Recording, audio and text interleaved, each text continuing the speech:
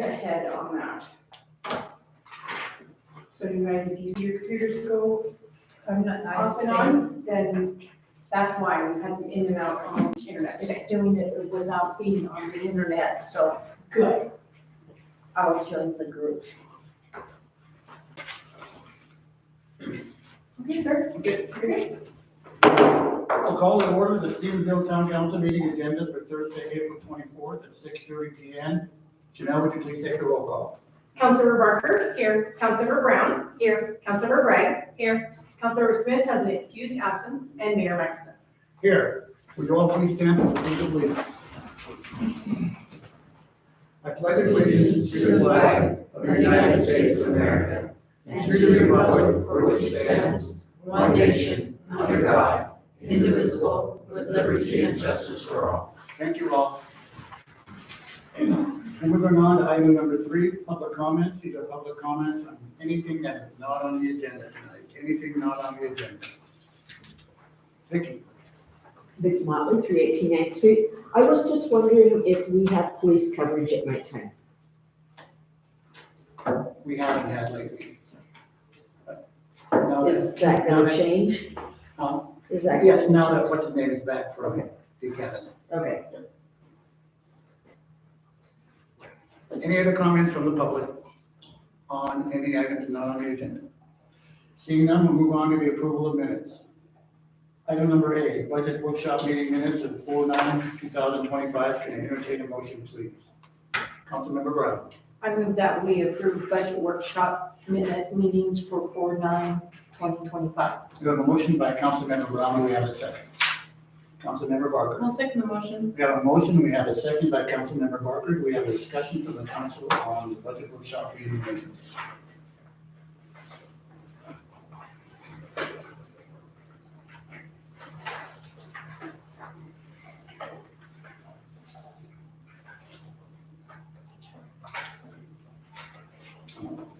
So, you know. Since you were here. I'm supposed to abstain. Yeah, you're very school. Good job.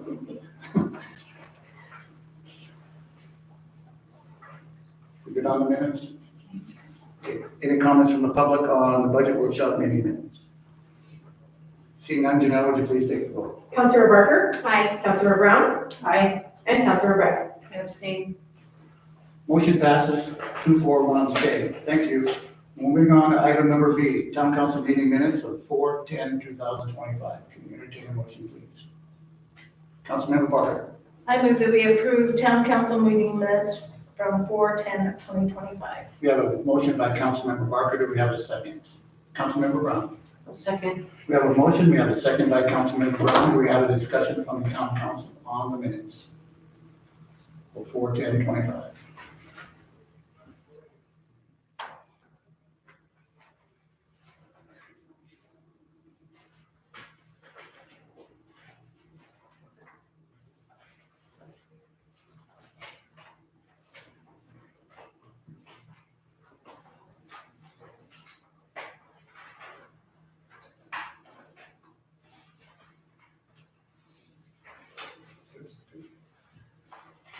Seeing no comments from the council, we'll move over to the public. Is there any comments from the public on the town council meeting minutes of 4/10/2025?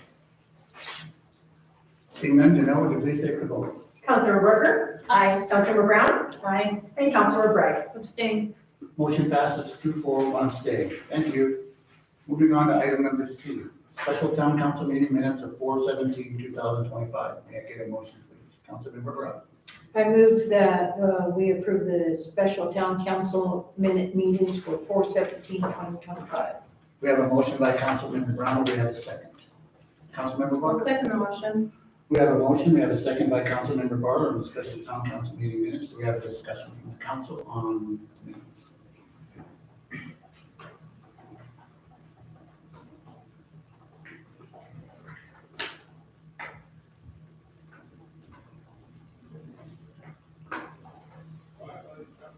None? Okay, seeing none from the council, do we have any comments from the public on the minutes? Seeing none, Janelle, would you please take the vote? Councilmember Barker. Aye. Councilmember Brown. Aye. And Councilmember Bragg. Abstain. Motion passes 2-4-1 abstain. Thank you. Moving on to item number 5, approval of bi-weekly claims. So since one of the agenda items tonight is on the claims, I would ask for a motion to approve claim number 19614 through 19636, excluding 19615.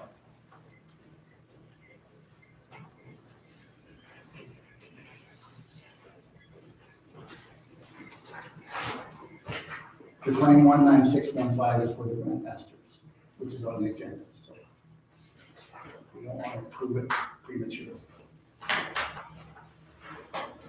Councilmember Parker. I move that we approve bi-weekly claims number 19614 through 19636, excluding claim number 19615. We have a motion by Councilmember Parker, we have a second. Councilmember Brown. Second. We have a motion, we have a second by Councilmember Brown. Do we have any comments from the council on the claims? No. We don't understand. Yep.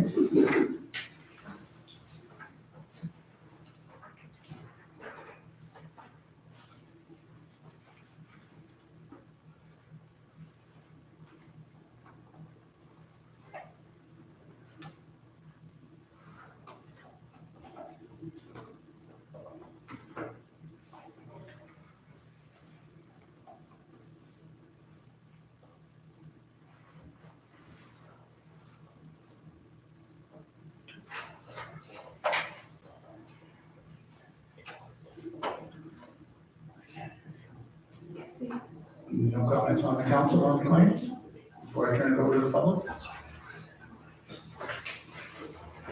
Okay, seeing none from the council, is there any comments from the public on the claims? With, Yes, would you come up to the podium, please? Aye. Oh, I did not see that, I'm sorry, go ahead. With holding the one item that is on the claims for this week that's on the agenda, are you gonna have to then make another motion to approve that if council chooses fit? Since you were withholding the claim for what I'm assuming is the radio grant? Yes, if they approve that on the agenda item down below, item number C, then yes, then that would be approved. Yeah.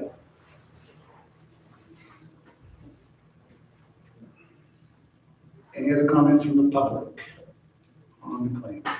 Seeing none, Janelle, would you please take the vote? Councilmember Parker? aye. Councilmember Brown? Aye. And Councilmember Bragg? Aye. Motion passes 3-0. Thank you. Moving on to item number, new business. Item A, discussion decision, special events permit for the Stephenville Harvest Valley Farmers Market. So as you know, this has been going on for many, many years. It's a big boon to our town. I'm lucky enough to do part-time music for it, and I really enjoy that. It gets everybody together, it brings the community together. And with that, can I entertain a motion, please? Councilmember Barber. I move that we approve special event permit for the Stevensville Harvest Valley Farmers Market. We have a motion by Councilmember Barker. Do we have a second? Councilmember Brown. I'll second. We have a motion. We have a second by Councilmember Brown. Do we have a discussion from the council? Councilmember Brown. I did notice one thing on the State Farm, insurance. I feel that the town should be named also on there, besides just Stevensville Harvest Valley Farmers Market. It should also be the town of Stevensville is being insured also. And I just had one question. So the individual people who are coming to market, they are responsible for coming in town hall, get business license, correct? Or is that covered in the fees? We don't have to have the business licenses for that because it is a special event. It's held throughout the whole summer. We've never had that. And the town has never been included on, for the 15 years that I've done farmer's market, been included on the insurance for the town. And each individual vendor is responsible for their own losses if anything happens. The only thing this covers is if somebody was to get injured on the street, that's what that is for. I would like to add that we start going down that slope and requiring vendors to get business license at farmers markets and that, they might go somewhere else, and two, then we would have to do that to all the vendors that are down there at the creamery. How would that go?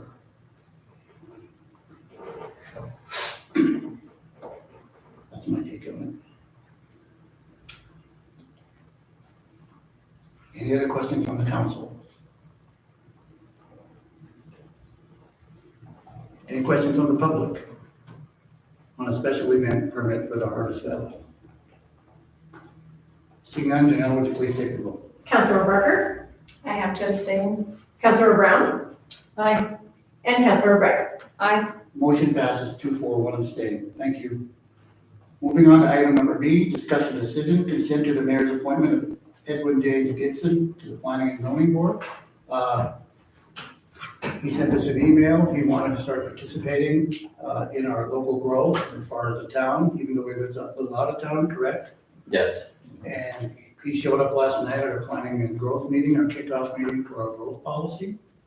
And I'm just excited that he's here, that he wants to get active and he wants to participate Yes. in seeing the growth. Like he was telling me last night, he's got kids that are growing up here. Right. He'd like to see what's, how it takes. Mhm. With that, could I get a motion, please? Councilmember Brown. I move that we approve the consent of Edwin Dwayne Gibson to the Planning and Zoning Board. We have a motion by Councilmember Brown. Do we have a second? Councilmember Ray. Yep. We have a motion. We have a second by Councilmember Bray. We have a discussion from the council.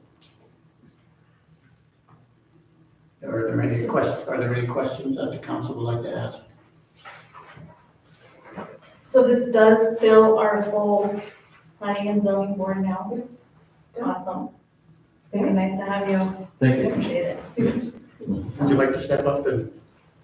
Well, I just want to do a brief introduction. My name is Dwayne Gibson, that everybody calls me Dwayne. My mom made sure of that. So I've been in a leadership role for my entire life.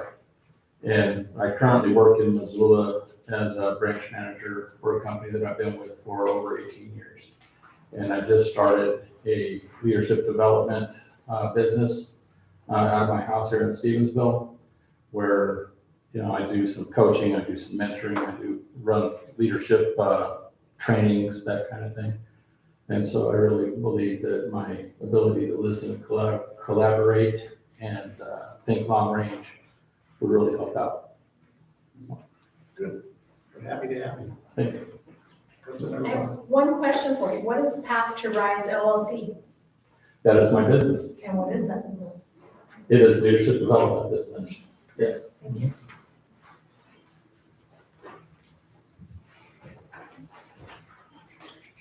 Any comments from the council? Any comments from the public on the consent of?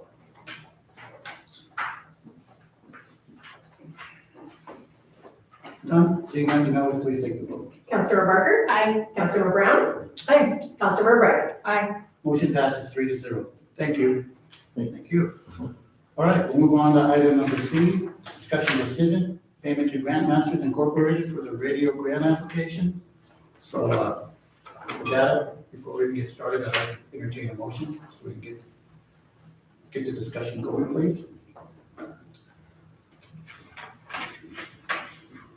Councilmember Barker.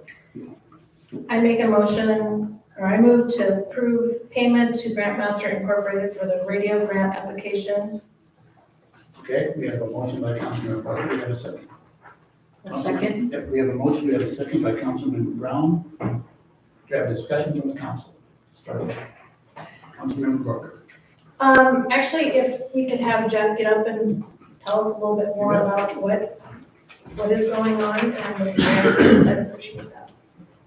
Sure. So, as you guys have been hearing, we're in need of radio communication within the fire department, especially our handhelds. Since all the changes and regulations over time have come down the road, our handhelds are no longer capable of communicating like they used to because of the frequency changes and the different bandwidths and all these different things that are coming down the road and have happened and so on and so forth. So we're pretty much a line of sight type of communication. Our handhelds, we can see the repeater and we can hit the repeater.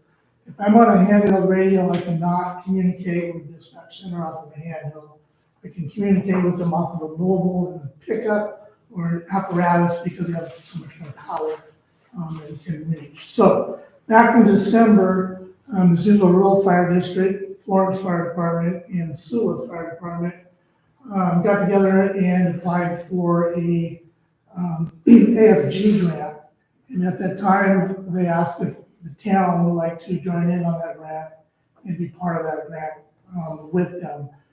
And from past experience on our SCBAs and bunker gear and things like that, we've found that the larger group of applicants, the better the success rate is in getting those types of federal grants funded. So in December, I did sign us on to the other departments in joining into that grant, the AFG grant, Assistance to Firemen grant.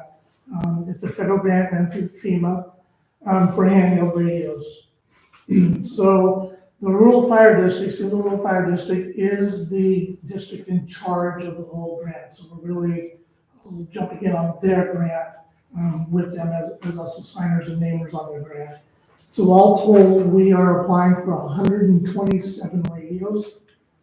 Each radio has a price tag of approximately $5,000 a copy. So that makes it a grant for $635,000. So the town has asked for 21 radios. And so what we've done is we've contracted with Grantmasters to write the grant. And we chose Grantmasters from Florence Fire and in their experience with Grantmasters over the last 2 or 3 grant cycles that they've been applying for grants and have been very successful in landing grants with them to go ahead and then write the grant on behalf of the 4 departments. And so that happened in the very December 20th was the deadline for the grant. And so that happened right around Christmas time that grant application got put together and submitted. And then the district covered the fee for the grant writer to write, the grant masters to write the grant, knowing that they would go back then to the 4 different departments and split that fee amongst the 4 departments, which that's where we come up with our $1,800 bill for grant masters to write that grant. If we are successful in getting the grant or being awarded a grant, then we will have a grant match that we will have to pay in addition to the $1,800. That additional grant match is $6,048. So the grand total that it will cost the town if we are successful is $7,848 for 21 radios with a $105,000 value. There's no way this town can go out and buy $105,000 worth of handheld radios. We just can't afford that. However, we can afford to jump in on a grant and try for the grant and see if we're not successful doing that way.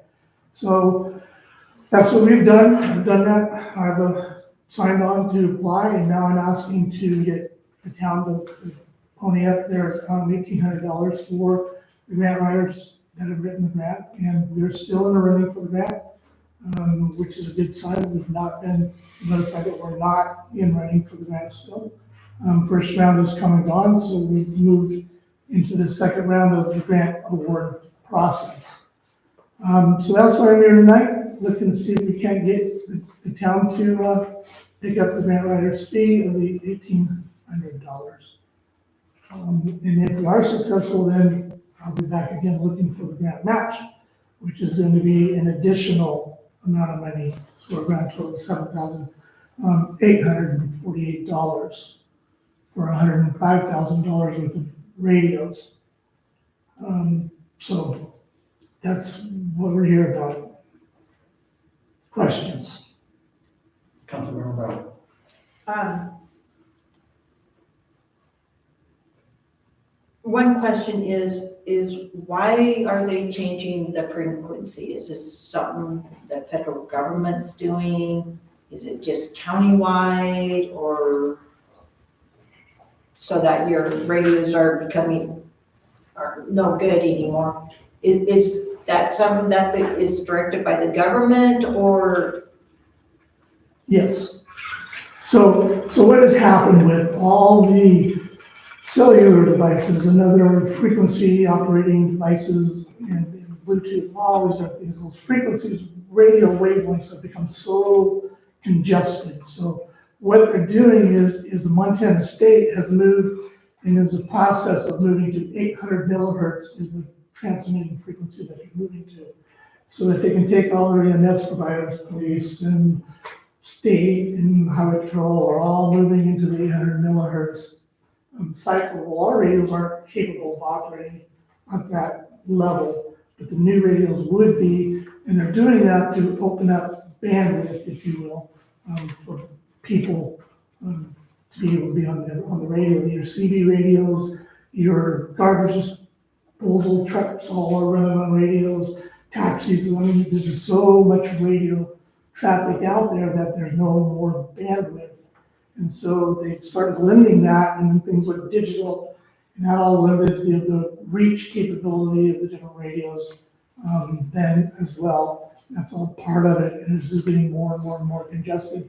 And so they've opened up different bandwidths at different megahertz cycles in order to facilitate that. And they've moved EMS and fire and law enforcement and those types of agencies into this 800 megahertz bandwidth. Is there a deadline when you have to be moved over to this megahertz? No, not that I'm aware of. However, what we run into is we've ran into the capability to transmit over any distance. I mean, it's very, very noticeable. And we were on a fire just a week ago up on the east side, and we were on the top of the hill to the bottom of the hill. The fire, we didn't have radio communications from the top of the hill to the bottom of the hill with our handhelds. We could talk as long as we were on the same level, but just that bit of a rise, and it might have been 200 yards if that rise changed in altitude, we couldn't hit each other. So it's a real deal, you know. And so this was an opportunity for us to be able to meet our need at a very reduced price. I mean, less than the price of 2 radios, we'll have 21. And to try to go out and do that all on our own, I think we're going to be that successful. Yes. And grantmasters, they're familiar with the federal grant writing system then? Is that the main reason why you went with them? Yeah, and also off the recommendation from Florence Fire, who had success in getting a large apparatus and other pieces of equipment with them writing the grants. Councilmember Ryan. So after looking at the numbers, I outreached a little bit to find out a little bit more information. I was under the impression that there was only 14 radios per department. And then if somebody wanted to give up an extra radio or whatever, they could. I didn't realize it was 127 radios at the time. How much does it make these radios a piece? $5,000. $5,000 a piece. So, and how much is the match grant?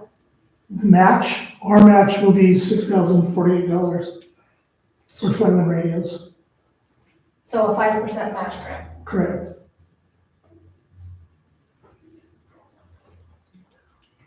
So the other question is, I mean, 21 radios, is that, how many do you have in your department? Radios? Is this per person, 21 radios per person, or is how that works? No. So this is a radio per seat. So each apparatus has a certain number of seats, like our engines have 6 seats. So there's a radio for each seat in each apparatus, comes to 21. In the command vehicle, we have 2 command carriers, 2 radios. We monitor 2 different frequencies at all times.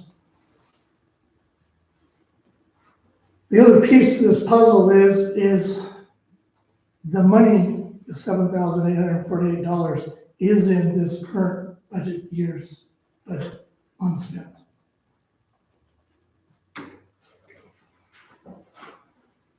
Councilmember Brown. How much does one radio cost without a grant? $5,000. No, without the grant. Without the grant.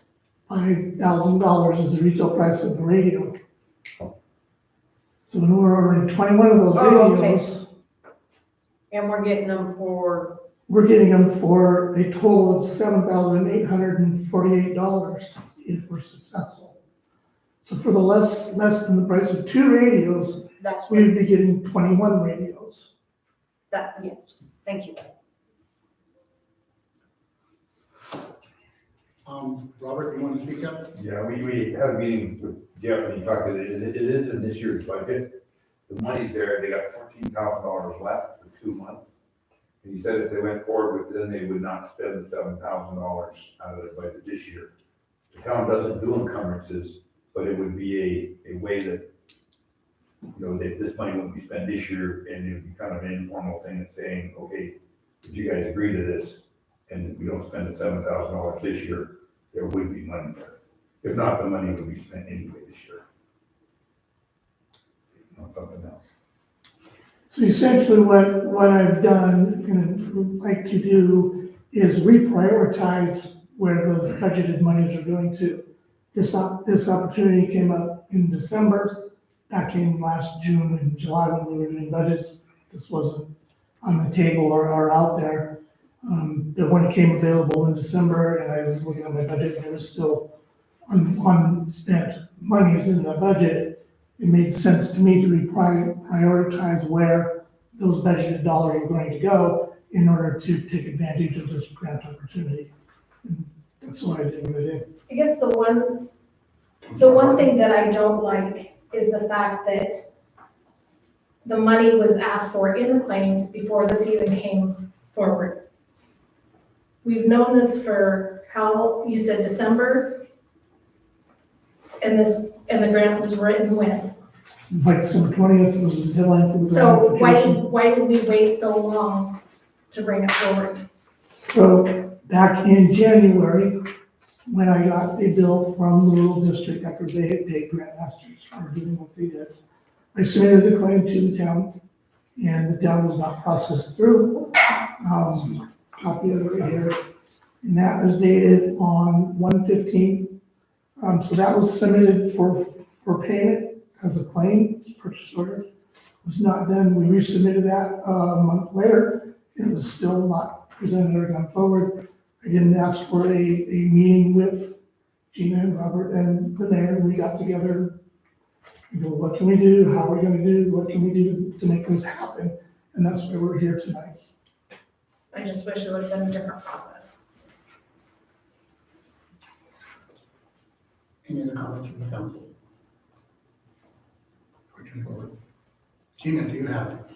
I just have one question, John. On your list, you say here that the match is 6,000, what did you say? 48. 48, but that's more than 5%. Was that, Because our 5%, if it's $105,000, at 5% is $5,250.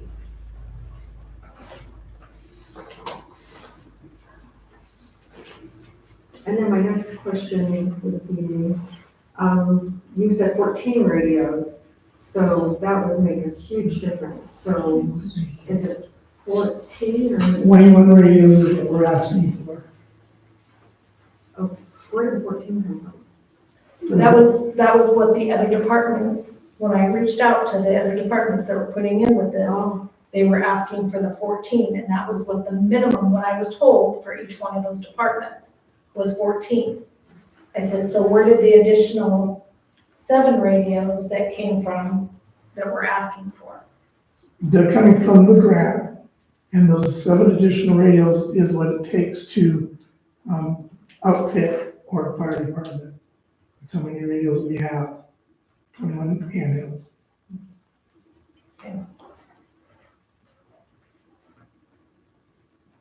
But Gina is correct on what the money is, even with the additional of what I had figured out, with the additional radios came in at $5,250 with the 5% match.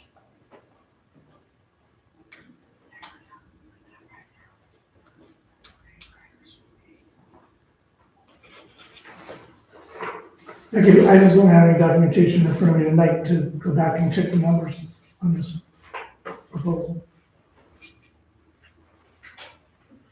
But we're in for a 5% grant match. If It it's just- on it 10 just- radios or 20 radios or whatever. Well, and I have it figured for 21 radios at $5,250 with the 5% match, is what I came up with. Okay, and then So, and then you've got an additional here. and then we need to have also the 1,800 for And that was not Right, included in the for a 1,800. grand total. The grand total would be $77,050 if we do 5,250 plus 1,800. So not 7,848. 7,050. Yeah, 7,050. And then I think you have 7,840. Yeah, I do. Yeah. So that would be the amount. Any other comments from the council? Finance Officer Robert, have anything to add? All right, I'll move it over to the public. Any comments from the public on the radio? I have a question. Please come to the podium.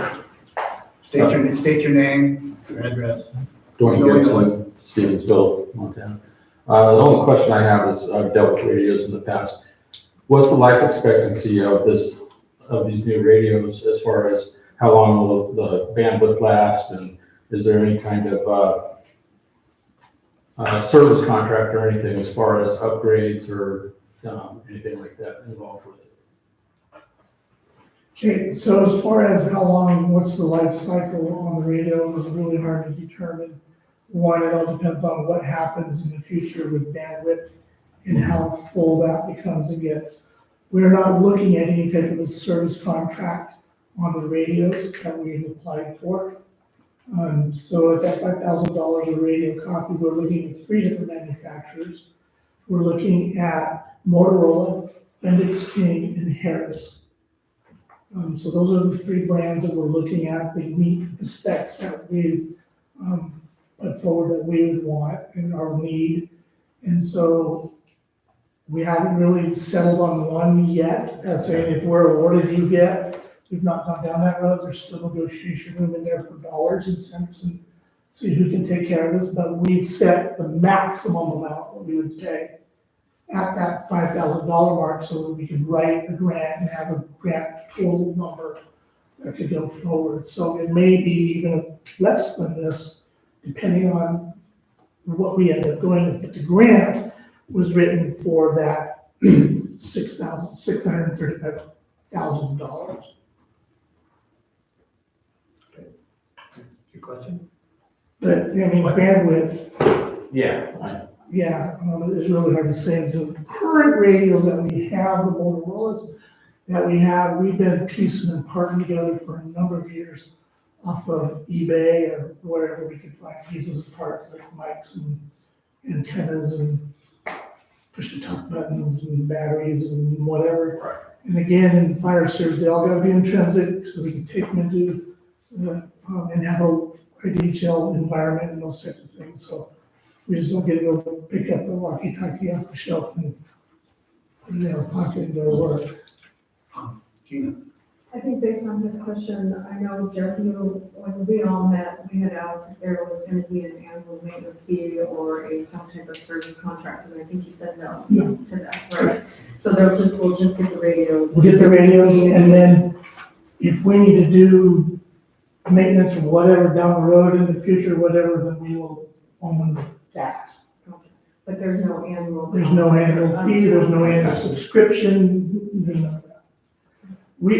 We have an annual licensing already with the FCC for our frequency that we already have. Is that something we pay for? The Yes, annual we do. licensing? annually. Is that all you got? Okay, thank you. Any other comments from the public on the radios? Robert? I got one comment though. There's two things here. One is the process and one is the purchase. I think we all agree the process is broken in the way it came here, without a doubt. Because everything's got to come to you guys first. And so that's something that needs to be policed up.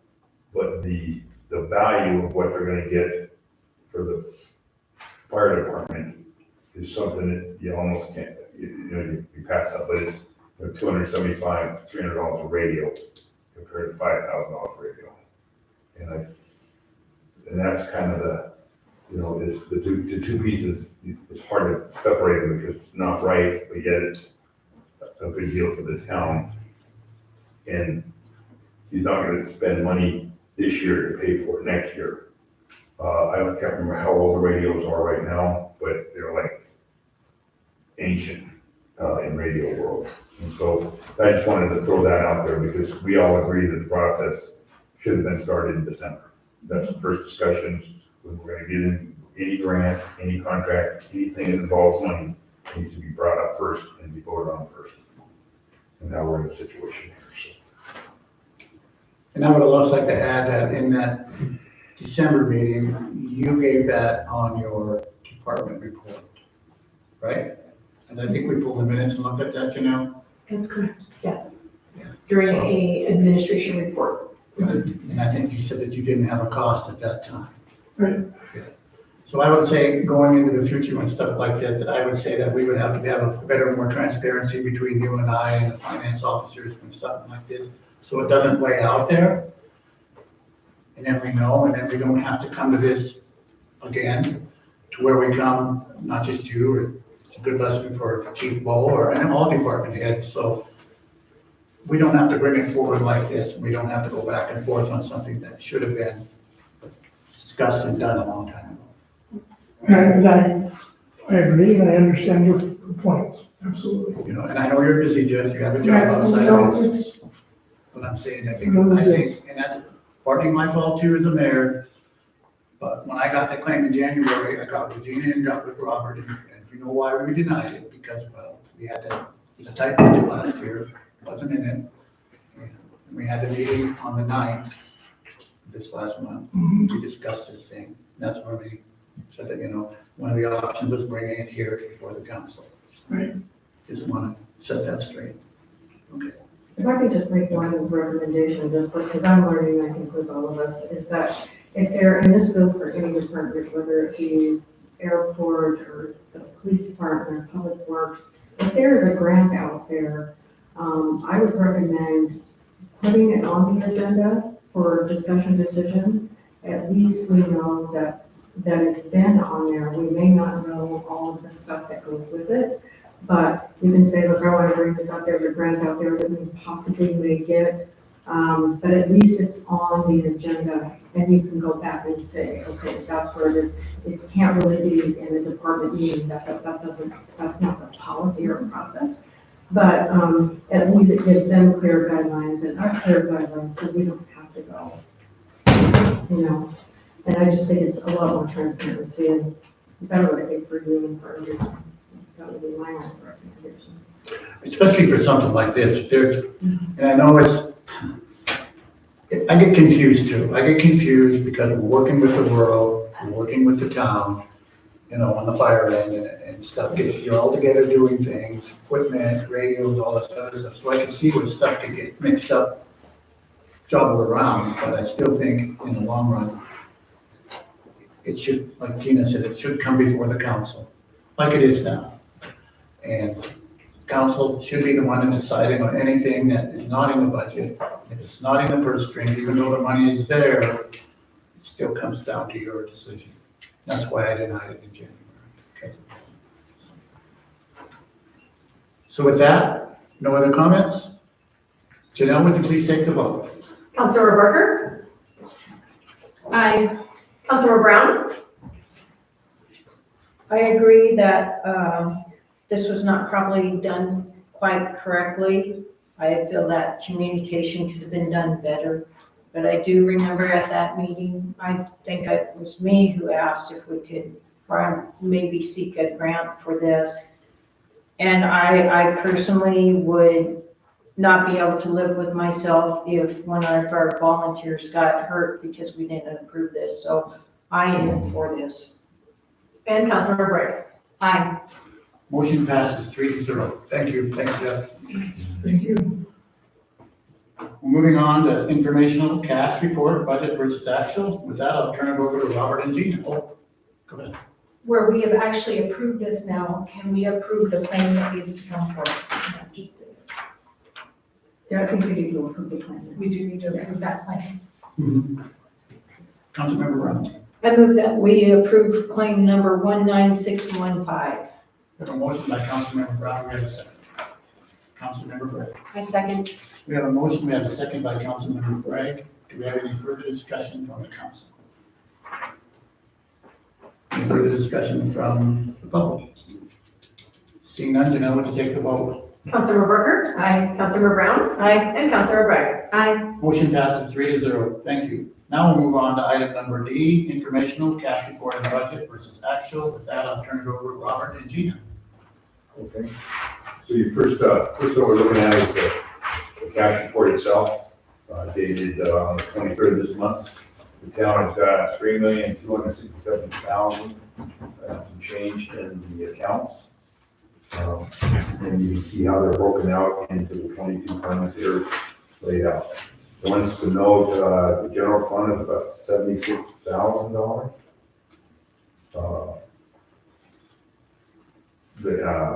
And I'm just gonna kind of go down on the planning fund, 6,000, the TIF fund, about 334,000.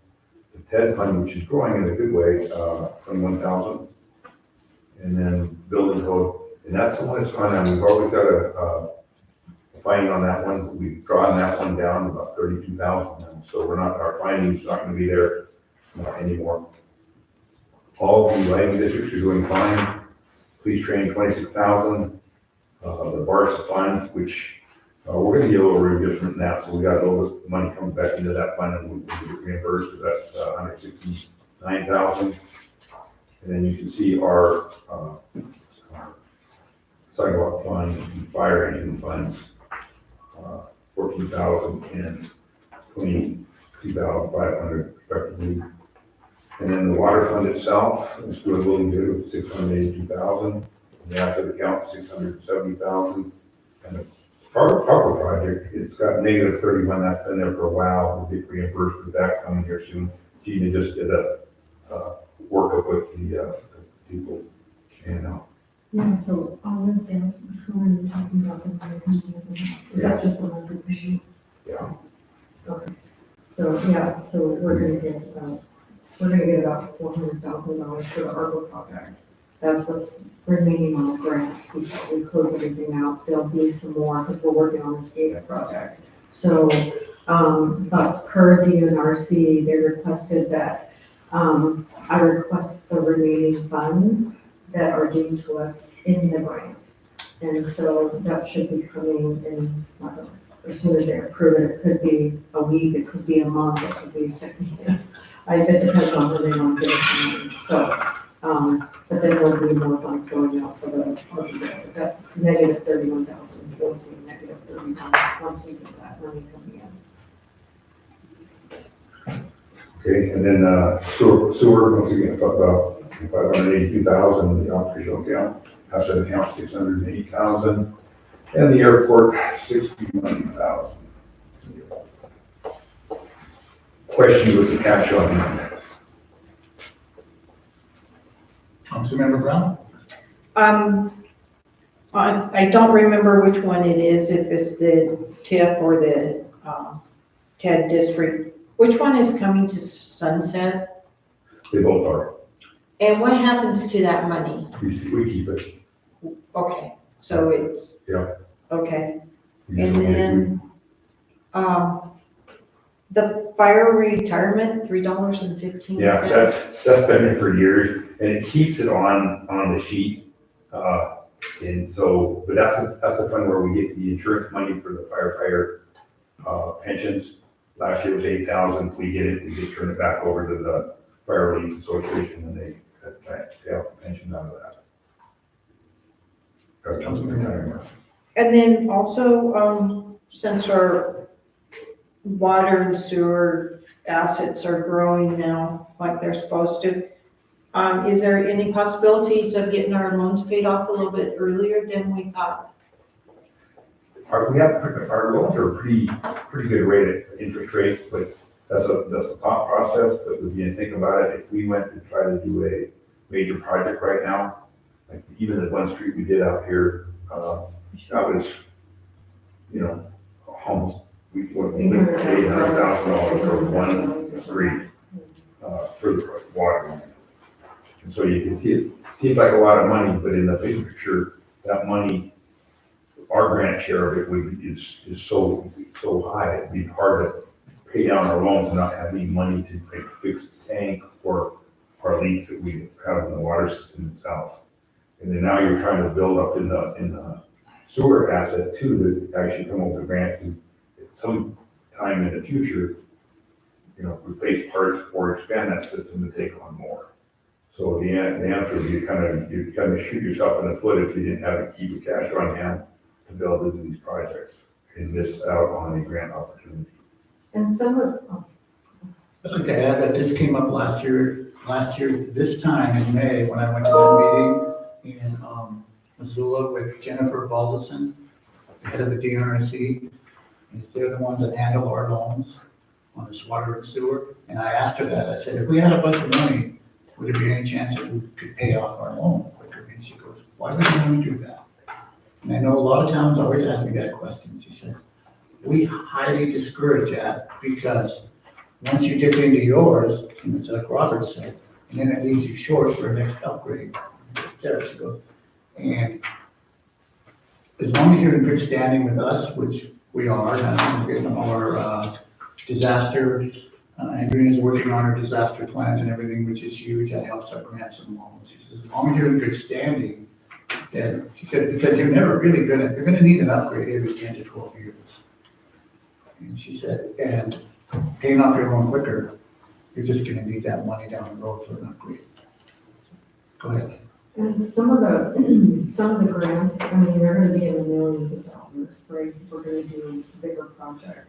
And a lot of those grants require a 25% match. So that's a huge chunk. That's a huge chunk. And not only that, correct me if I'm wrong, Robert, on as far as the water capital asset and the sewer capital asset for pumps and stuff like that and things like that, they come out of that. Yeah, any major repair would come out of that. It's not in the operation. So if like the pump goes down, we could spend another 100, well, probably was 100,000 last time, will probably be about 150, 175. Now, with everything going up, that's how much it would cost just to replace one of those that we had to pay. So it looks like a lot of money, but unfortunately, today's cost of the stuff today, it doesn't go very far. Well, let's say next year we want to put in, which we all know, we probably need a new storage tank. That's been there forever.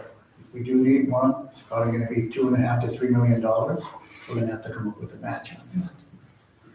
So.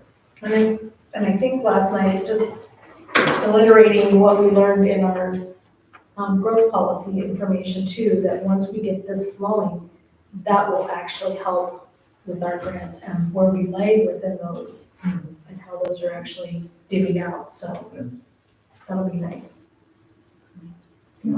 So I think it was a very smart thing when we split this up. Now we know exactly where we have money, where we can use for grants, parts, cases. Instead of in the past, we just had that one thing. It was easy just to grab in it, and we all know, just take it out of it. And now there's much more accountability this way. Yeah, you see what it is. Okay, Do you have the exact date when those are going to go to sunset? I thought it was in 2026, but I don't. we saw last fall, and I off the top of my head, I couldn't remember. I thought we had, it was 2 or 3 years left at the time, and I'm thinking it was 3. And so we'll get you that date and know the exact date for the sunset. I know it's great for the airport because they're gonna pay off their loans and we'll still have this little bit of money left over so they can do something with it, again, before, price up. Okay, Robert, you can move on. So the next thing is the budget for actual where we're at. Okay, in the general fund, we're at 77%, which is looking really good. Planning fund, we are gonna have to do a budget amendment with that, because we're kind of overspent with that, and that's, right now, we're $46 overspent. I'll get you more information on that next report, where we're gonna have to be on that one. Everything else is looking fairly good. We have one more comment to make, so it's, lighting district 12, about 60-some%, it's right where they need to be. I'm not too worried about them coming up. So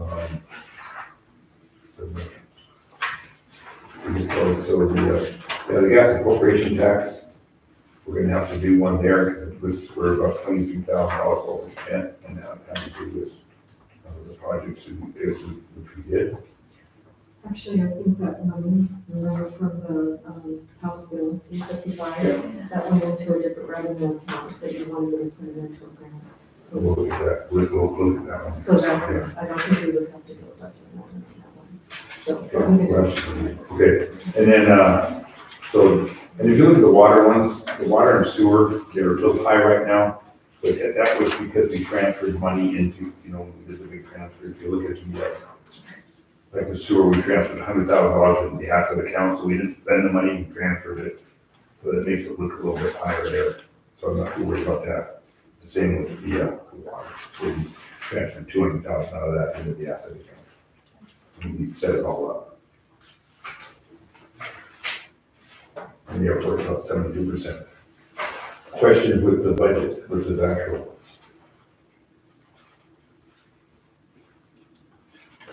I would like to commend all the department heads for this past year, keeping the budgets pretty good in line, and that will help us moving forward on this year's budget. Robert and Gina just starting looking at the numbers, but it looks like could be, some small raises, right, Robert? Yeah. I actually give the council back what we took away last year. So, but again, it was not a overspending, it was kept pretty in line. I want to thank Gina for that. Somebody came in, she goes, no. She's doing a great job, so. Any other questions from the council? Any questions from the public on cash report? None? Are we good? Good. Okay, we'll move on to item number E, discussion decision, resolution number 519A, a resolution establishing user fees for the Stevensville swimming pool. So as you know, every year is a tight crunch with the swimming pool. We're always out looking for donations, we're always out scrambling for money. And as you can see in the packet there, we haven't had an increase in there for 2 years. So we're asking for a small increase from $4 to $5, $5 to $6, $6 to $7, $65 to $75. I mean, they're small increases, but like with everything else, the cost of the pool, chemicals, everything else, lifeguards, all that, costs are going up. So I would ask the council to approve this, and with that, I would entertain a motion, please. Councilmember Parker. I move that we approve resolution number 519A, a resolution establishing user fees for the Stevensville swimming pool. I have a motion by Councilmember Barker. Do we have a second? Councilmember Bragg. I second. We have a motion. We have a second by Councilmember Bragg. Do we have a discussion from the council on swimming pool rate increase?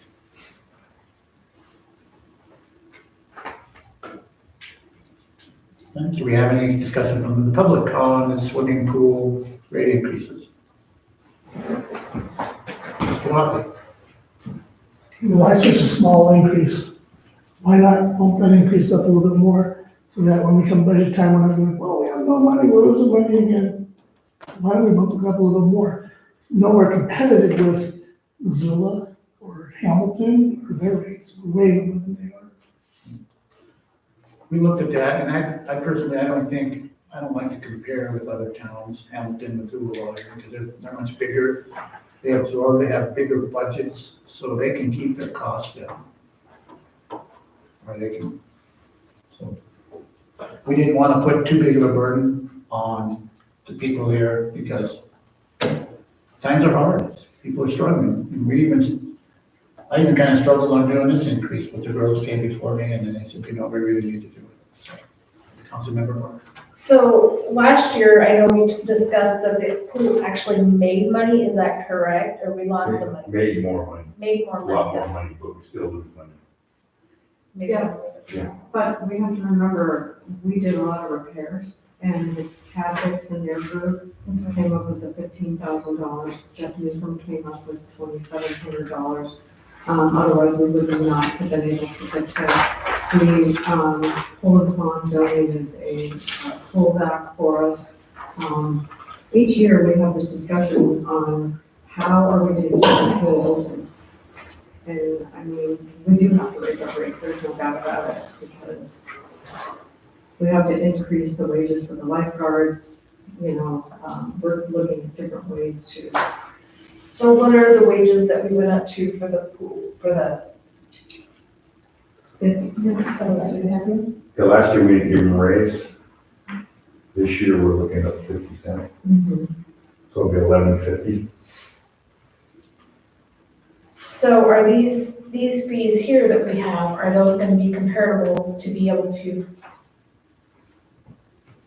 I guess I would say, yeah, and I understand where Jeff's coming, power's going up, this is going up. $1, yeah, it keeps maybe the kids here and the adults.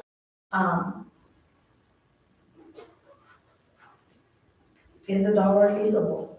Is it gonna? Raise it again next year. So we've only had an increase in 2 years. I didn't want to get greedy, I understand that. And I will say, I'm going to put it in my executive report, but since it's part of this, I will say now, we did receive, I'll read it to you. Dear Stephen, this is to Steve Lassiter, the Board of Directors of the Rapp Family Foundation has approved a request from the town of Stephenville for funds to repaint the community swimming pool. A check for $1,700 is enclosed with this letter. If you may, if you wish, publicly acknowledge your project and how this grant helped you to choose to do so. It may encourage other organizations to make an application. This is from the Rapp Foundation. So we got $1,700 for the pool. The ladies put their heads together and went down and talked to Steve. And the pool really needs to be painted. It needs to be upgraded. So we decided to take that money and do upgrades, paint the pool, fix the cracks.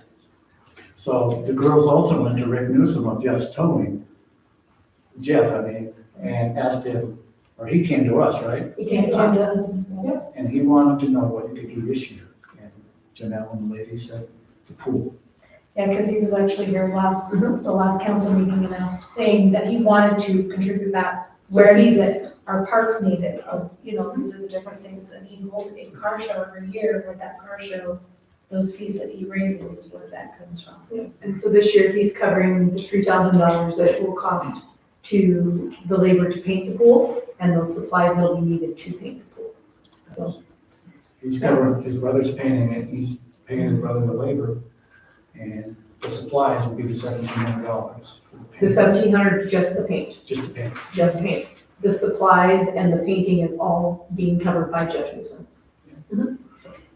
Like I said, reaching out and getting donations, and we also, the girls have been working, what banquet that you went to? A couple different places in town are all kind of talking together on how we can work on bringing the bathrooms up to usable conditions. So today we went down with Stephen and he walked us through just to kind of see what things in each side need to be fixed. And then those that want to contribute and kind of help with that piece, they just want to know kind of how much we're looking at. So we'll make some phone calls on Monday and get some quotes on those things that need to be done so we can report back to them. So we've got a lot of interest from the community that just wants to get back to the whole park, not just the pool, but a lot of the park.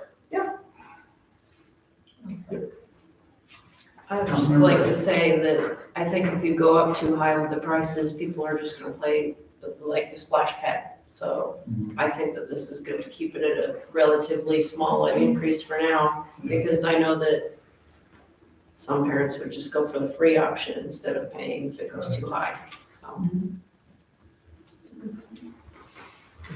Robert? So if I remember correctly, we made about 29,000 last year. We're budgeted to spend about 53,000, which is basically some more. So the first part of May and June comes out of this year's budget and any repairs.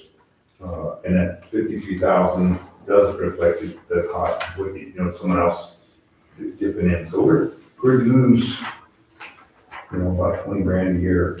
We don't have big expenses.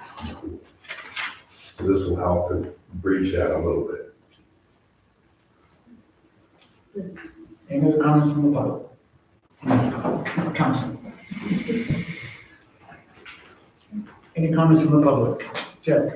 So just to clarify, the proposed raise is for lessons or just admission? What's that? Everything. Everything that's So called. lessons are going up also and admission? Yes. But the lessons are going up about like $10 or more. So it's from 70 to like 80. So it's a bigger jump for like lessons and things. Because I've had several people tell me that they bring their children from Missoula down here because we're way underpriced, one, and two, there's room to get them into our lesson plan. So it would seem to me that if they're willing to come from Missoula to get into our pool because of the cost, we're underpriced. And we did, we upped that by $10. $10. $10 on each.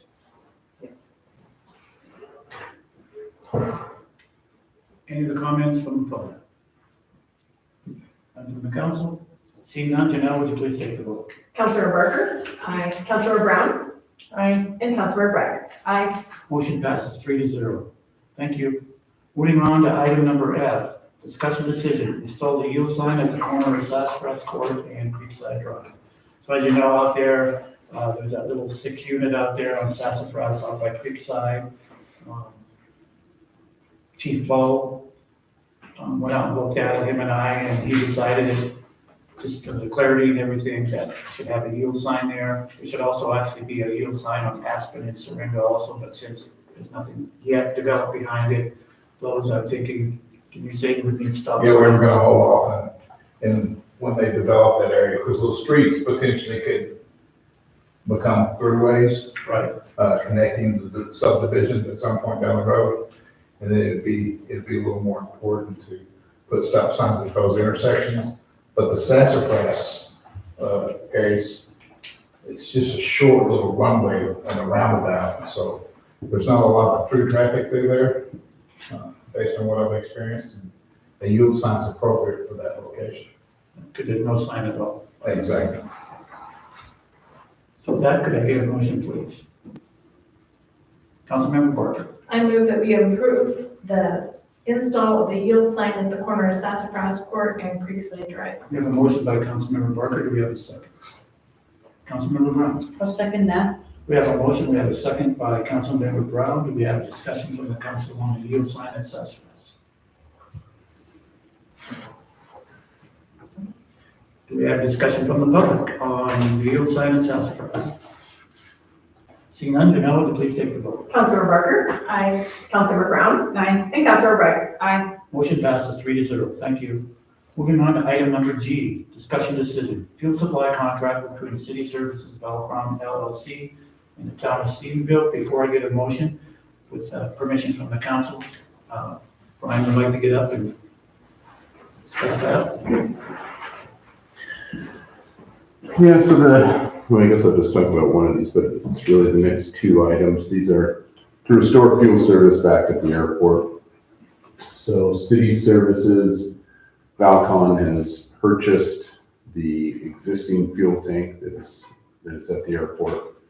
And so we're looking to set up a contract with them to go and provide fuel into that tank until we get our own tank later on this year.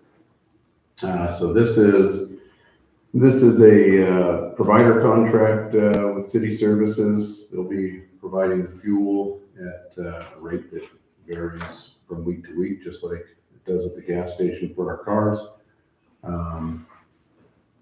It's typically about a 5,000 gallon fill that we'll do on that tank, and that will last us, in the summer months, that'll probably last us about 4 months. 5,000 gallons in the winter months will last us probably about 6 months, so it just kind of varies based upon the sales that we had prior to the tank going dry.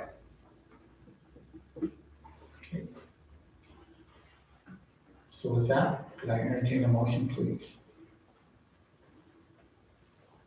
Councilmember Barker. I move that we approve the fuel supply contract between City Service Valcon LLC and the Town of Stevensville. We have a motion by Councilmember Barker. Do I have a second? Councilmember Brown. A second motion. We have a motion. We have a second by Councilmember Brown. Do we have discussion from the council? Councilmember Brown. I think you just answered one of my questions, was I couldn't figure out why the fuel supply, term of the lease was for 5 years and the tank lease was for 8 months, but that would, Yeah. I didn't see an actual price on the fuel.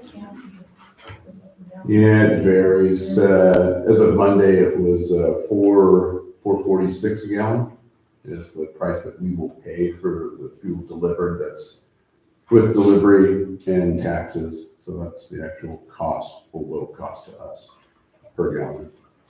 Did you have a cost earlier tonight, Robert, on the first fill? I think it's gonna be about 21,000. $22,300 is what if a claim comes through for the $5,000, for the 5,000 gallons, it will be $22,300. And we will have to do a budget amendment because just for that purchase. Because we'll overdo that budget, By how much is that going to over? probably about 21,000 for the budget. They have the funds, it's just we didn't appropriate it to be spent this year. Now, we're gonna get some money back, Is that through part of the grant that, or that? Yeah, so the two different things really. So the grant is for a brand new fuel tank. That'll be our fuel tank, the town's fuel tank. What we're doing right now and the next agenda item will be kind of a continuation of this discussion, but we're actually going to be leasing this tank that is out there right now from City Services, and they're going to be putting fuel into the tank for us. So the grant money has nothing to do with this at all, actually. The grant money will be for our brand new tank that we're getting. And when that new tank gets installed, City Services is taking this tank and going off with it. So that tank will be removed from the airport. So this is really a temporary situation, really, just to get fuel back at the airport for the summer, which we'll end up collecting a small amount of revenue from this, but pretty small, really. Once we get our new tank, then that'll be a more significant revenue stream for the airport. Councilmember Brown. On page 67, on the agenda package, under number 11, it stated that insurance policy for $2 million. Does the airport currently have that amount?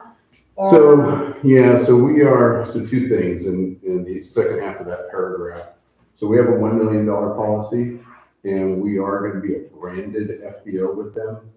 Through the branded FBO process, because there are more frequent inspections of our tank, and we're a little bit more regulated on our maintenance inspections that we have to perform, et cetera, that policy actually is reduced to then only $1 million. So then we actually will be okay with our current policy. So we have a $1 million policy right now. And by going branded, then that $1 million policy will be adequate. And what does entail to be branded with them? Yeah, so really it's more, it's a little bit more, there's a little bit more critique of us as the town, just the airport, in terms of the daily inspections that we have to do of the fuel, inspections of the tank. Whereas if you're unbranded, then they're not really in our business at all. And we're kind of out there doing it really unregulated, so to speak. A branded FBO, they put up their sign, it says Phillips 66 gas. They're ensuring that we are doing the proper inspections of the tank and fuel. And as a result, we only need to carry $1 million policy.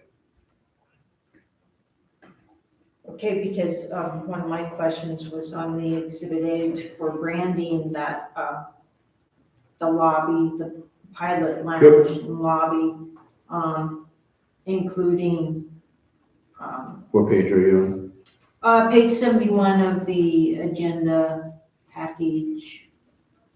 Yeah, and so do all the red and the highlights and stuff should all come up on that, do they? Yes, and the other question, that main question I had was the training. And having at least one supervisor staff, and this, there's nobody up there at the airport staff in the airport, so I guess that I was a little bit concerned about those points. Yeah, and so all those points were actually, so all that red was my notes back to them. And then it's kind of hard, I don't know why, but when you can't click on them in the agenda packet, I can send you the file where then they comment all that. That's all the little purple. Yeah, it wouldn't let me leave it in there. Yeah, When I so- saved it again, it was weird, but So then they acknowledge all these comments and are approving them. So I've got that pulled up here too. If you would like, I can run through any one of those comments one at a time. Let's see here. So what was their comment on the training? Yeah, so they provide the training. Let's see, let's go to the training here, sorry. It's on page 72 under C. Yeah, I have to open up the actual file now so I can look at all the post-its, or the little post-it they have. Okay, so under training, let's see, so they say, there we go. Yes, for all ethical employees, which would be myself and anybody else that I designate, cost is $66 per employee. CSV will cover the cost of the training up to 3 employees per year. So that was for, let's see, C, that would be 1C. Yep, 1C, and then 2C is that have at least one supervisor or staff that had, that's the training, so I guess. Right. Yeah, and Fill then, out. yeah, if you go to like 1B up above that, said service standards, facility personnel, all this type of stuff, right? And so my comment was, we do not have personnel in the field. This is an unstaffed self-serve installation. And let's see, struggles to open up even on here. Their comment, but we'll open. Okay. As long as the daily checks are being made, it's a fuel farm, yes, that is acceptable. See, like the pilot lounge comment up above. Open that up, no issue. I said that we have a pilot lounge, but no phone. Let's see, certain dealers may be exempt from meeting some of these standards. Talked about what is the process for that exemption. You guys qualify for the exemption, it says. No further action needed on our end. That's for, let's see, that would be, well, it's not even numbered. It's just the paragraph under C, trainings. Let's see here. And then we get down into the exhibit B. If we want to talk about any of those. Talk about the point of sale system under 3. Just saying that the existing Fuel Master point of sale system out there is an approved point of sale.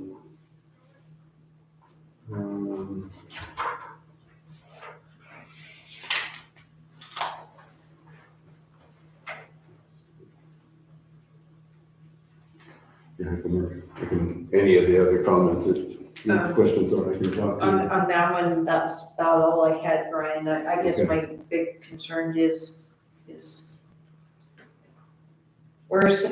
how is the airport planning to, I know that you're going to recoup some of your money by selling the fuel to the pilots, and them buying it, but, I mean, you're getting enough to run for 4 months, you feel, and then where's the money going to come from after those 4 months to fill the tank again? How is the airport proposing to pay for it? Well, so it'd be really the same money that we're spending right now to fill the tank, right? All that money would be recouped. And so then that money essentially would be spent again, all that money plus $1 a gallon. So let's just do 5,000 gallons, right? So we would recoup every dollar that we spent on the fuel, so the 22,300. We would recoup all that, plus we're looking to price it so that there's about $1 per gallon of revenue. So we would recoup plus $5,000. So we would make back 27,000. $27,300. So we're going to spend $22,300 to buy the fuel, but through those fuel sales over the next few months, we'll actually accumulate $27,300 in fuel sales. And then we'll go and put in another 5,000 gallons, right? And so every time we do this, we make about $1 per gallon or $5,000 per load of fuel. Is how we're structuring this. And they do not have that money in their budget right now, Robert? Not to spend, they have it in the account, but not to spend. Yeah, so it's not appropriated to spend, so we just have to increase the amount that they have to be able to spend the fuel, and then revenue comes back in, their cash will go back up, and then next year's budget, we'll put it in, and so it'll be there. Because last year when we did the budget, this wasn't a discussion at all. So that's why we have to.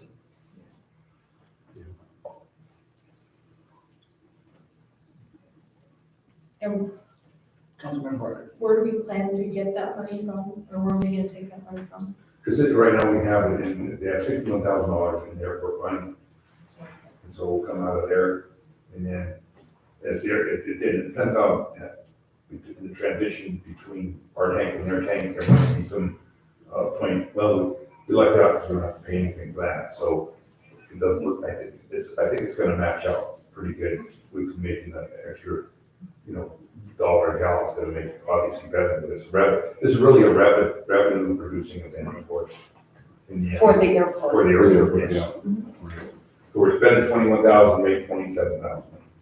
But We if make the, five, Right, we make 5. Yeah. but if the fuel prices go up, you Well, might then- have to raise your prices You're exactly right.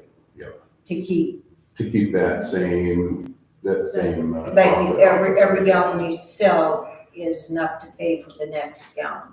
And every airport around does some version of that. Generally, every airport, an airport manager that I've spoken to, every time they refuel, the price then is readjusted based upon what their cost per gallon was to refuel. So we would be doing the same thing. So if next time we fuel's at $4.60 a gallon, then we would be looking to charge.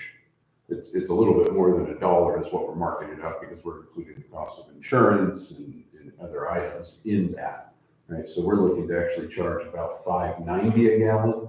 That nets us about $1 per gallon of revenue at the $4.46 price. It's about, it's almost 40 cents per gallon in the cost for the point of sale system, managing the point of sale system and insurance. So, Any more questions from the council? Brian? No, you just answered my question. I'll go to the public. Any questions from the public on the fuel contract? Yeah. So as fuel prices go up in that first 5,000 gallons, whatever, are you adjusting your retail price accordingly? so that you do have the money to buy the next 5,000 gallons? Or are we gonna be hitting the fund again, which is not avoiding money? No, so what will happen I is, understand the dollar profit part, but the restock cost would be potentially different. right, If and you so. put that on the back end, you're now looking at a deficit. Yep, the restock price, you're exactly right. So, no, we would not be adjusting the price every week, right? We'd probably leave the price alone. If there was a larger swing or we started to see kind of a larger swing occurring, something drastic happened, then we would reevaluate that. I mean, we're gonna be controlling the price per gallon, so we can certainly evaluate that. And if the market is starting to go that direction, then yeah, that would be something we would have to look at doing. For the most part, even with everything going on right now, the fuel has stayed pretty darn consistent this entire year, running between about $4.30 and $4.46 a gallon. So, but we certainly could. We certainly can do that, yes. Any other comments from the public? Anyone from the council, seeing none, would you please take the vote now. Councilor Barker? Aye. Councilor Brown? Aye. And Councilor Bright? Aye. Motion passes 3-0. Thank you. Moving on to the next item of the airport, item number 8, discussion decision, aviation tank lease agreement between City Services, Valcon, LLC, and the town of Stephenville. So with that, can I get a motion? Councilmember Barker. I move that we approve aviation tank lease agreement between City Service Valcon LLC and the town of Stevensville. We have a motion by Councilmember Barker. Do we have a second? Councilmember Bright. I second. We have a motion. We have a second by Councilmember Bright. Do we have a discussion from the council to ask Brian, or Brian, do you need to give a little presentation on? Yeah, so you kind of already touched on this a little bit, but the tank was owned or has been owned for the last few years by Hawthorne Aviation. That is who chose to no longer service this tank, and they pulled the fuel out of it almost a year ago now. City Services has purchased the tank, so we're looking to enter into a lease agreement to lease that tank from them, and then they'll also be providing the fuel that we just discussed in the last agenda item. So it's kind of a two-part thing. We're leasing the tank, we're paying them a lease rate on the tank, and then they'll be providing the fuel. So we have a lease agreement and a fuel provider contract. And this is, again, all until we get our own tank, then the lease ends, they take the tank away, and then we'll go and evaluate who we want to enter into a new fuel provider contract with. There's a couple other games in the area. City Services is just the closest. This is for 8 months, right? This is for 8 months, and if you look at the language of it all, it's a very loose 8 months. So if our tank was completed in 7 months and ready to go, then it would end in 7 months. If our tank takes a year, because who knows, lead time issues, steel problems in the world, whatever, then we can hang on to it for a year. So it's very loose, but yeah, 8 months. And I forgot to say on the previous agenda item and this one, these were both looked at and approved, signed off on by Greg, our town attorney. Councilmember Brown. So it's $1,000 per month That's correct. for this agreement. Yep. So 8 months is $8,000, and I know the airport budget is super tight, so I'm hoping, do they have that money in the fund? And then if you don't go the full 8 months, is there going to be a penalty? There's not a penalty. No Because I penalty. couldn't find one, so. Yeah, there's no penalty. There's no penalty for going shorter, there's no penalty for going longer.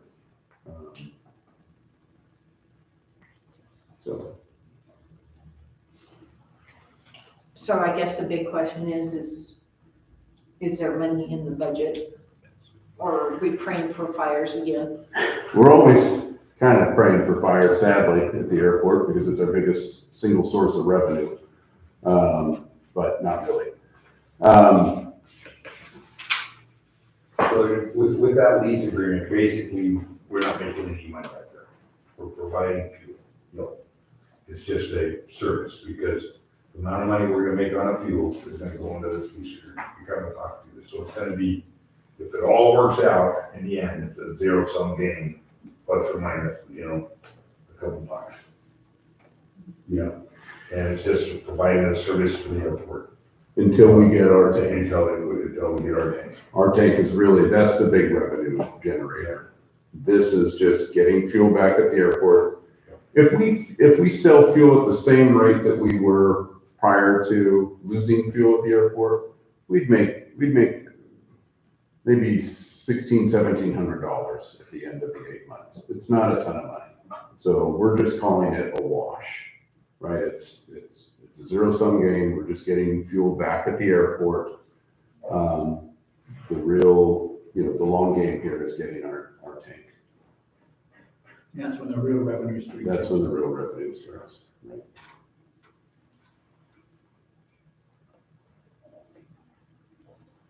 Any other comments from the council? Any comments from the public? Anything else? Unless anybody's got a question. Seeing none, Janelle, would you please take the vote? Councilor Barker? Aye. Councilor Brown? Well, since we approved the fuel, I guess we better approve the tank. I'll take that as an aye. Aye. Okay. And Councilor Bragg? Aye. Thank you. Motion passes 3-0. Good one, Councilmember Brown. Thank you. Okay, we're moving on to, thanks, Brian. Moving on to the next item. Item number I, discussion decision, resolution number 564, resolution of the town of Stephenville, council adopting mayoral duties of the town of Stephenville. So if you look at the agenda item, last year when we did our job descriptions, whoever, we did not put this in there. So the council is asking for Mariel, which is me, the mayor, basically take over the duties of floodplain administrator and zoning administrator, which I already have, but this puts it in, A resolution. puts it into a resolution form. So with that, could I get a motion, please? Councilmember Barker. I make a motion that we approve Resolution 564, and resolution of the Town of Stevensville Council adopting mayoral duties for the Town of Stevensville. We have a motion by Councilmember Barker. We have a second. Councilmember Brown. I'll second the motion. We have a motion. We have a second by Councilmember Brown. And I would like to add that the zoning administrator job, as we talked about last year, and we talked about numerous times, we do not have the money to hire even a part-time one. So I will try to actively look for a volunteer zoning administrator, and I will come back and report to the council with my findings, so we can find one. That will work for you. Okay? Any other comments from the council? Any comments from the public? Seeing none, Janelle, would you please take the roll? Councilor Barker? Aye. Councilor Brown? Aye. And Councilor Bragg? Aye. Motion passes 3-0. Thank you.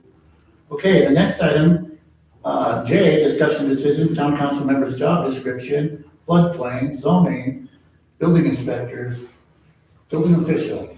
So I would ask, because if you look at these, it looks like the council is asking the administration to create job descriptions, and like last year, I would like to have the council, if you would, I would ask you to shorten this up instead of going every which one. If we could make a motion, discussion decision to approve item number J through N.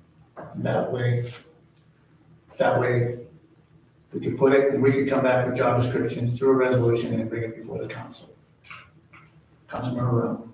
I move that we approve the job descriptions for town council member, floodplain administrator, zoning administrator, building inspector, building official. Thank you. We have a motion by Councilmember Brown. Do we have a second?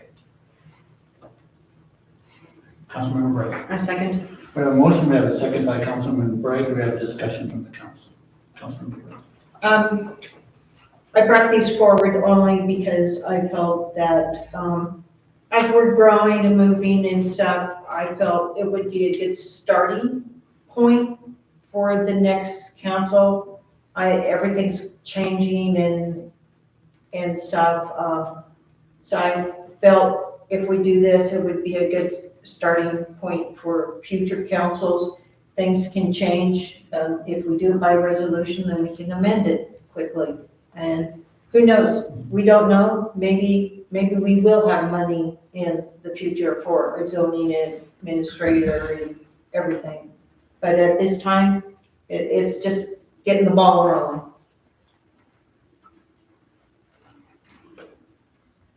Okay, any other discussion from the council? Any discussion from the public? Seeing none, Janelle, would you please take the vote? Councilmember Barker? Aye. Councilmember Brown? Aye. And Councilmember Bragg? Aye. Motion passes 3-0. Thank you. Okay, we're moving on to item number O. Discussion decision, schedule a town meeting to discuss the Stephenville Fire Interlocal Agreement. So as you know, I think we handed them out a meeting or two ago for the council. This year, our interlocal agreement with the rural is up. So I think we need to schedule a town meeting. I think we really need to look at this really close. There's changes to be made. I think we have to do that. There might be some tough changes that some people might not like. But it's the way it is. It's something that we have to do. There's an agreement between us and the rural. So that, can I get a motion? I guess we don't, yeah, we need a motion. We need to schedule a time. I move that we schedule a town meeting to discuss the Stevensville Fire Interlocal Agreement. Okay, we have a motion. Do we have a second? Councilmember Barker. I'll second the motion. We have a motion. We have a second by Councilmember Barker, so we need to pick a time. Councilmember. Well, first of all, I would like to make sure the time that we pick is a good time for the fire chief to be available. And then also we'll need to get that information to our new council member. And would you mind getting me on too, because I don't know what to do with it from the last meeting. I don't know. Sorry. You think paper comes from trees or something? If I do find it, I will let you know. That's okay. I will, I thought I had it right here. would you like those printed or Just sent? email. Just Email. Email? Same tree. Okay, Email. thank you. Okay. And Councilmember Brown, you're good? I'm good, I'm so happy. Okay, thank you for holding on to your. So, How are we looking on? Mayor, I was gonna just let you know where we're at with meetings coming up. Is that okay with you? Okay, so, the 29th is a planning and zoning board meeting at 5 PM. On the 30th of April is a budget workshop at 5:30. We are out, May 5th through the pretty much 8th, 9th, due to training. There is a special town council meeting on May 12th and a town council meeting on May 22nd. So we have 13th, 14th, and 15th of May, or 19th, 20th, 21st of May. The 19th is a holiday, so. Oh, okay, that won't work with it. I think just the 26th is our holiday. It's in red, so. That's Canada. Oh, okay. Victory Day.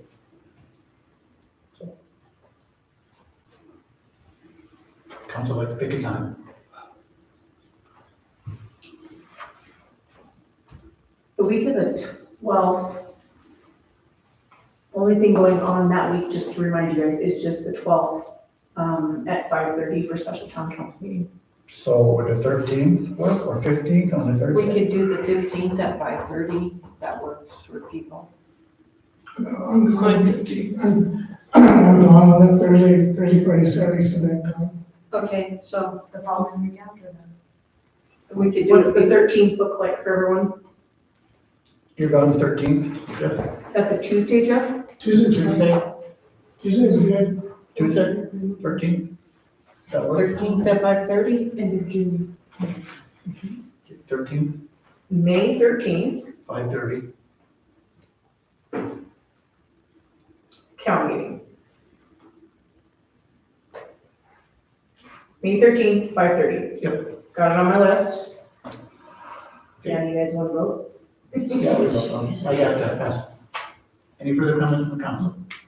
Any comments from the public on the county? Seeing none, Janelle, would you please take the vote? For Cal meeting, May 13th at 5:30 PM, Councilmember Barker. Aye. Councilmember Brown. Aye. And Councilmember Bragg. Aye. Motion passes 3-0. Okay, we're moving on to informational. Mayor issued instructions to all town staff regarding personnel conduct during the election process.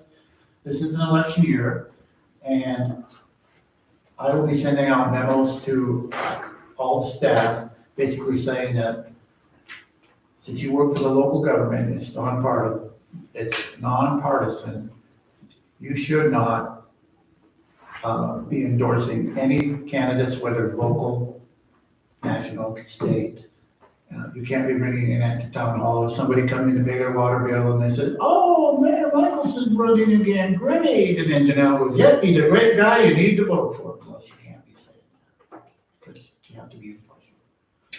So I'll be sending out memos to that effect, and that would also work for elected officials.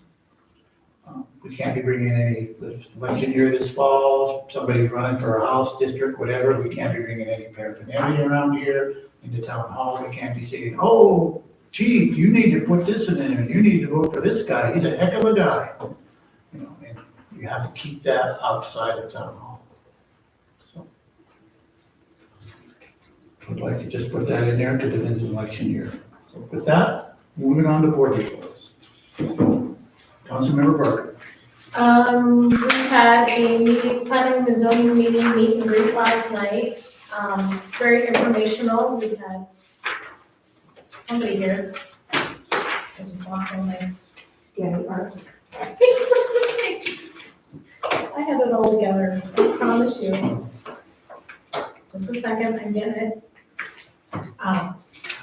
We had Danny Arts with the Montana Department of Commerce here, as well as Jerry Gripnick from Great West Engineering. We talked about a lot of different things on the process of getting things started, from our update of our growth policy, which we know is way overdue. The last one that was done was in 2016. We were planning on, obviously there was some guidelines that they went through with the outreach program, the goals, our actions, how we're going to engage with the public and get more people involved. We've talked about doing Survey Monkey, which is kind of like a big one, but we've also talked about going door to door with that, getting the information out there, getting the people in the public and in the town of Stevensville involved. These guys are coming to us at no extra cost, really, so they're here to help us through this process. We're looking probably at a year process for this. It's gonna go fast, but the more we get involved, the more that we can get the public involved as well. It's gonna be amazing. We actually tonight obviously brought on a new planning and zoning person. We actually, Tamara Ross was also added to the planning and zoning board. So we've got now a full board with that. So very excited. This is my first year being on the planning and zoning. And so great things are gonna come of it.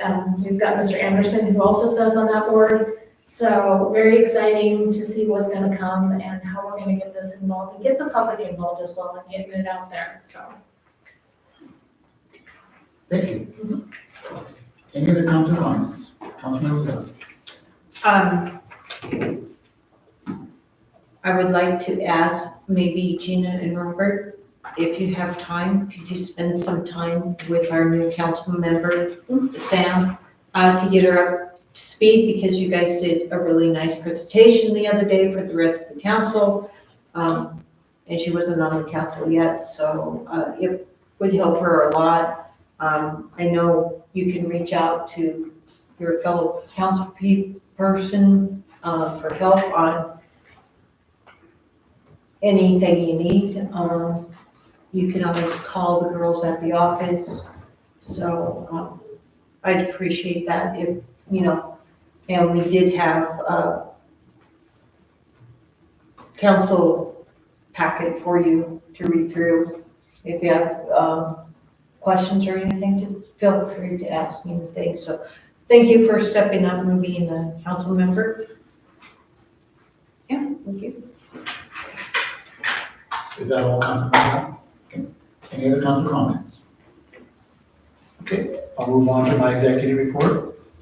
On May 14th, we had a Zoom meeting regarding Jesse Reed's easement proposal. That's still in back and forth negotiations. That's to do with water rights.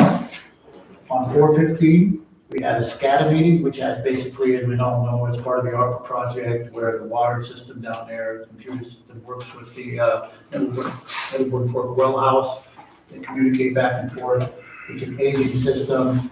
It's pretty expensive, and so we're getting that going.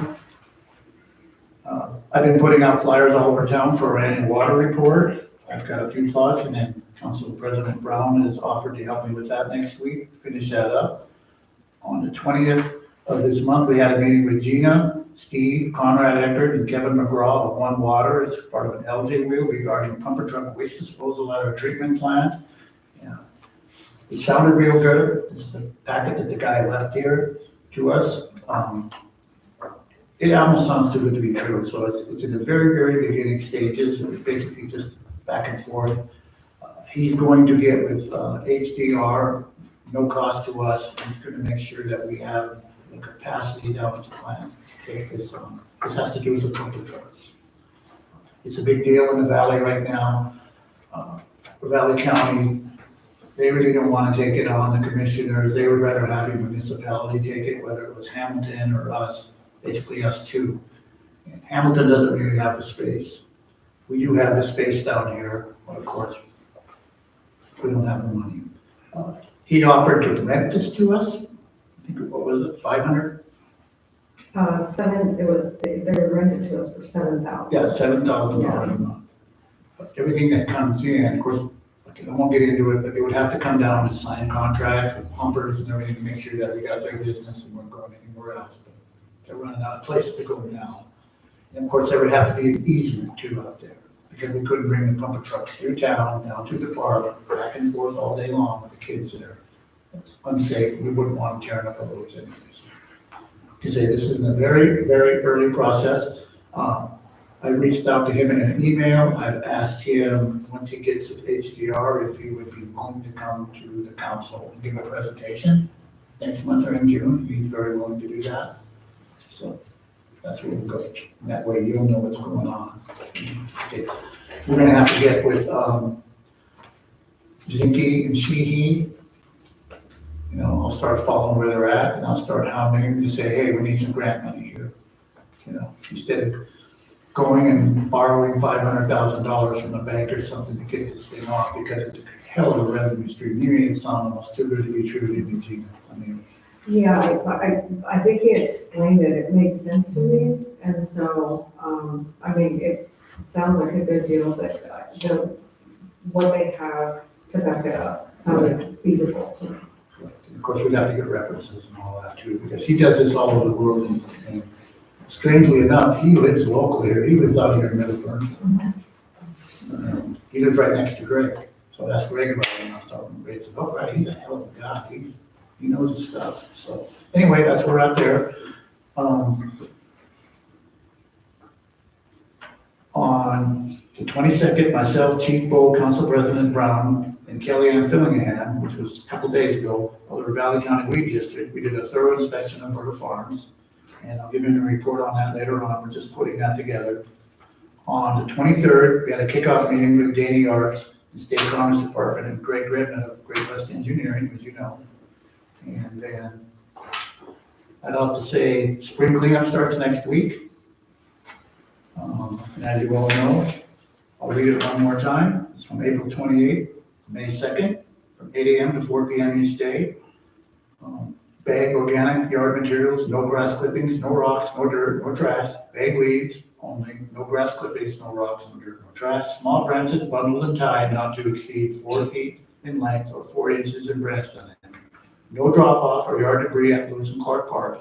If there are any questions, call Town Hall. It's got the zones here. So, And I'd like to I'd like to thank, Mr. Potton of Potton Insurance.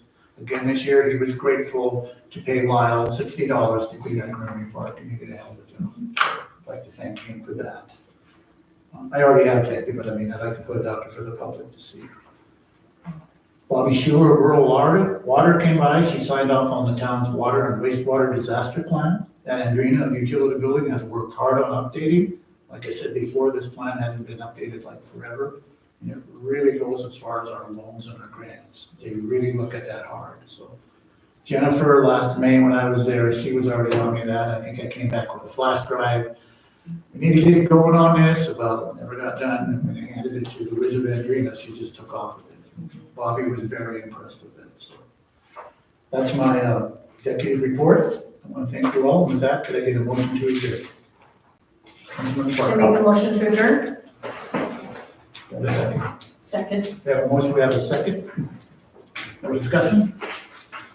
All in favor? Aye. Opposed, same sign? Thank you. I think that's what you're talking about.